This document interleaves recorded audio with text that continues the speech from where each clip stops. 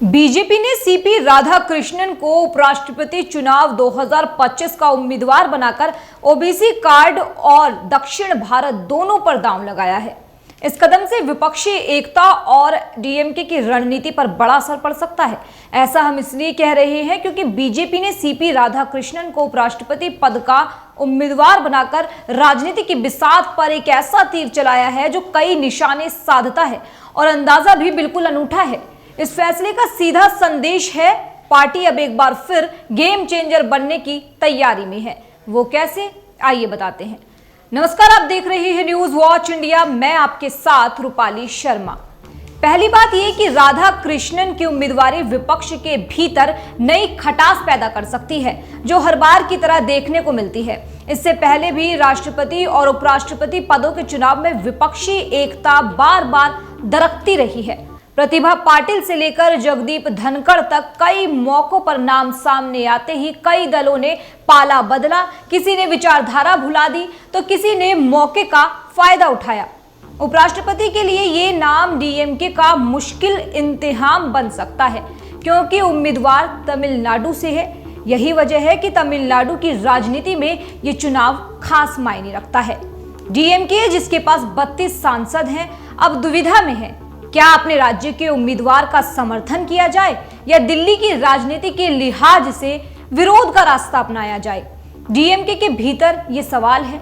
चुनौती और भी बड़ी है क्योंकि अगले साल राज्य विधानसभा चुनाव होने हैं। डीएमके का फैसला सीधे सीधे चुनावी राजनीति को प्रभावित कर सकता है और बीजेपी एआईएडीएमके इसे हथियार बना सकती है। जाति, क्षेत्र और सियासत का तिहरा संतुलन बांधा है बीजेपी ने। राधा कृष्णन को उतारकर बीजेपी कई समीकरणों पर एक साथ दांव खेलती दिखी। पहला, ओबीसी कार्ड खेला है क्योंकि गौंडर समुदाय से ताल्लुक रखते हैं, जो राज्य का मजबूत ओबीसी वोट बैंक है। दूसरा ये कि क्षेत्रीय संतुलन पर ध्यान है, यानी उत्तर भारत की तरह ही दक्षिण भारत में पार्टी की पकड़ मजबूत करने का इरादा साफ है। चुनावी नजर भी बीजेपी की तेज है क्योंकि तमिलनाडु चुनाव 2026 में है। ऐसे में यह फैसला एनडीए के लिए बड़ा लाभकारी साबित हो सकता है। पिछली बार के उपराष्ट्रपति इलेक्शन की इस बार के उपराष्ट्रपति इलेक्शन से तुलना की जाए तो पिछले उपराष्ट्रपति चुनाव में जगदीप धनखड़ को 528 वोट मिले थे। इस बार एनडीए के पास 422 सांसदों का पक्का समर्थन है। साथ ही बीजेपी, वाईएसआरसीपी और बीआरएस जैसी पार्टियों के 22 सांसद भी साथ आ सकते हैं।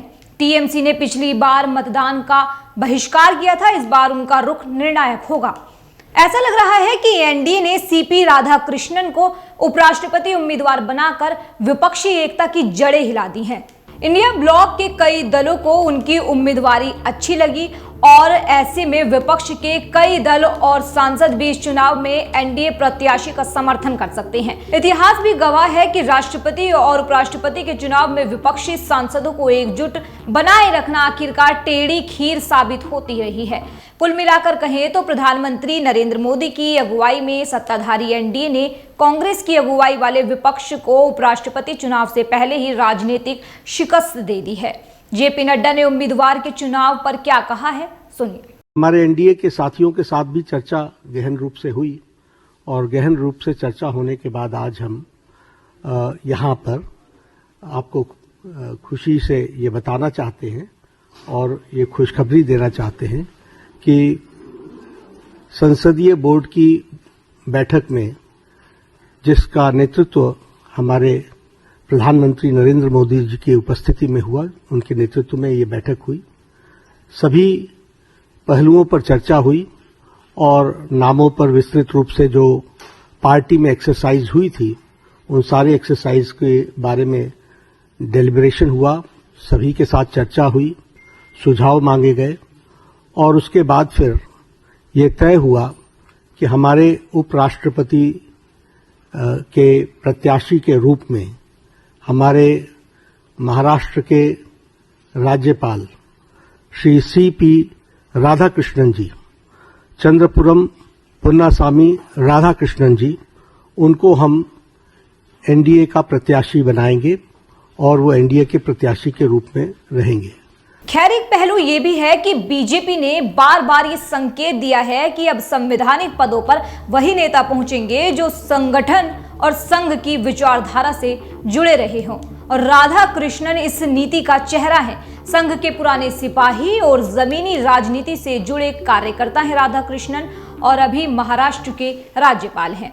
ये बात भी बड़ी है कि अगर चुनाव जीतते हैं राधा कृष्णन तो सीपी राधा कृष्णन तमिलनाडु से उपराष्ट्रपति बनने वाले तीसरे नेता होंगे।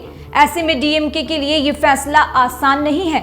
अपनों का सम्मान करे या केंद्र की राजनीति को ध्यान में रखते हुए विरोध करे, इस पर विचार कर रही होगी डीएमके। खैर 100 बात की एक बात यह है कि सीपी राधाकृष्णन की उम्मीदवारी महज एक नामांकन नहीं है, ये दक्षिण भारत में पैर जमाने की कोशिश है। ओबीसी समीकरण साधने की रणनीति और विपक्ष की एकता की असली परीक्षा है। बीजेपी ने शतरंज की बिसात पर नया मोहरा लगाया है।